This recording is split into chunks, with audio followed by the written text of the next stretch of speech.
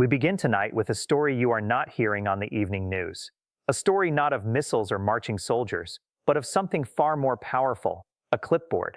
Within the next 96 hours, rail traffic from Canada into the United States will slow to a trickle. The Ambassador Bridge between Detroit and Windsor, the single most important truck crossing on the continent, will see wait times explode from 30 minutes to 3 days, and the Great Lakes, that inland sea that moves more than 200 million tons of cargo every year, will begin to choke on its own traffic. The man responsible is not a general or a revolutionary. He is Mark Carney, the former central banker who now runs Canada's economic response to the latest Trump administration tariffs. And he has just done something that no American trade model predicted. He has turned logistics into a weapon. The supply chain that feeds the American industrial heartland is about to experience a shock so deep, so fast, and so irreversible that by the time you finish this sentence, the first ships will already be holding in Lake Huron, waiting for permission that may never come. Let's rewind to the trigger. On a Tuesday morning that most Americans spent watching stock futures drift sideways, the Trump administration announced a new round of tariffs on Canadian lumber, dairy, and auto parts. The political logic was familiar: punish Canada for trade imbalances, force renegotiation of USMCA terms, deliver a win for domestic manufacturers. But the administration did not account for the fact that Canada's new economic war room is led by Mark Carney, a man who spent a decade stress-testing global financial systems for the exact kind of hidden fragility that trade negotiators always ignore. Carney did not fire back with tariffs. He did not threaten to cut off oil exports or electricity flows. Instead, he issued a statement that sounded bureaucratic but carried the weight of a declaration. He announced that Canadian authorities would begin reallocating inspection resources, prioritizing domestic cargo over American export loads, and imposing rolling traffic holds on all cross-border rail, truck, and Great Lakes shipping until further notice. The statement used words like safety protocols and operational continuity. Every logistics professional who read it understood the real meaning. The border is closing, not with a wall, but with a clipboard. Here is the hidden dependency that Carney exploited, and that the White House never saw coming. 40% of all fertilizer used on American farms arrives via two Canadian railroads: Canadian National and Canadian Pacific Kansas City. That fertilizer, potash, nitrogen, phosphate, is the foundation of the corn belt, the wheat belt, and the soybean belt. Without it, the spring planting season becomes a mathematical impossibility. But the dependency runs deeper. The Ambassador Bridge alone carries 25% of all U.S.-Canada truck trade, amounting to more than $300 billion in annual commerce. There is no alternative bridge within 100 miles that can absorb that volume. The Blue Water Bridge at Port Huron is already at 80% capacity. The Peace Bridge at Buffalo is constrained by city streets. And the Great Lakes Seaway System, which moves iron ore from Minnesota to Ohio steel mills, grain from the prairie provinces to global markets, and heavy machinery that cannot fit on any other route, operates on a fixed navigation window that closes in January and opens in late March. That window opened just 3 weeks ago. The first vessels of the season are now loaded and waiting. They are not moving. The market reaction was immediate, violent, and unlike anything seen since the early days of the pandemic. Soybean futures for March delivery spiked 11% within 4 hours of Carney's statement. Corn rose 9%, wheat followed with a 7% jump. But the real story was not in the grain pits. It was in the freight derivatives market, a little-known corner of finance where traders bet on trucking rates and rail availability. Cross-border trucking futures for the Detroit-Windsor corridor exploded by 300%. There were no sellers. The bid-ask spread widened to the point where the market effectively ceased to function. That is not a price signal. That is a distress beacon.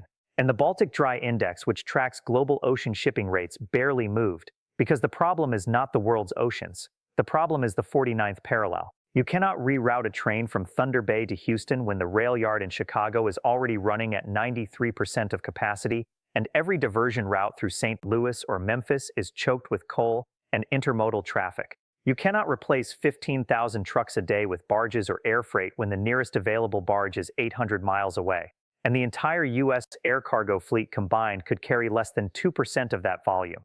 The physics of freight are absolute. Carney knows this. The White House is learning it in real time. This is the moment where expectations break.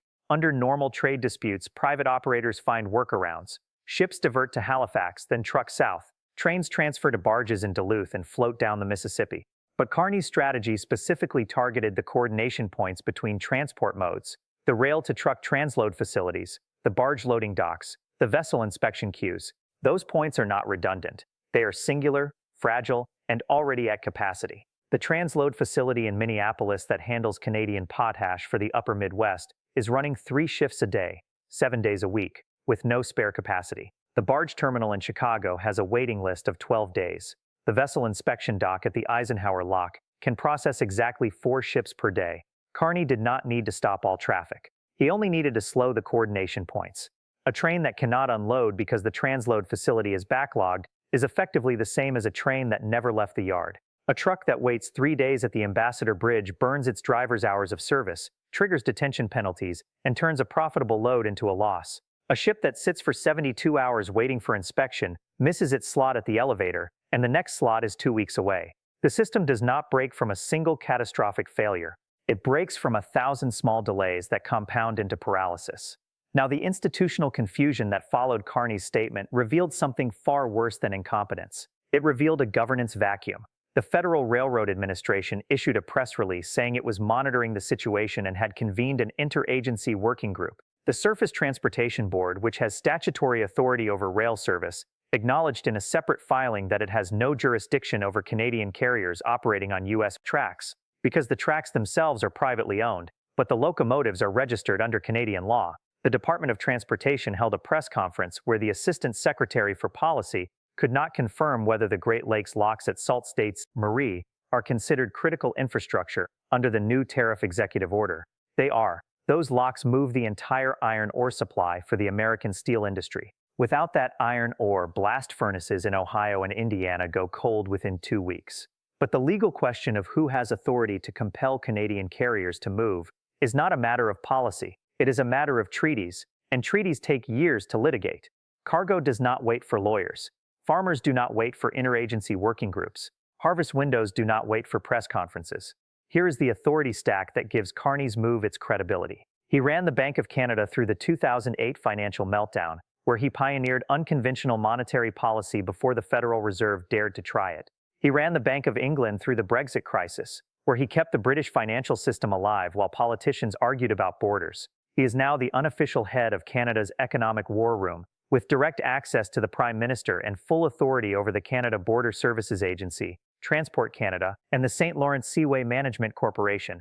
This is not a politician grandstanding. This is a systemic risk expert who has spent 3 decades studying how complex systems fail.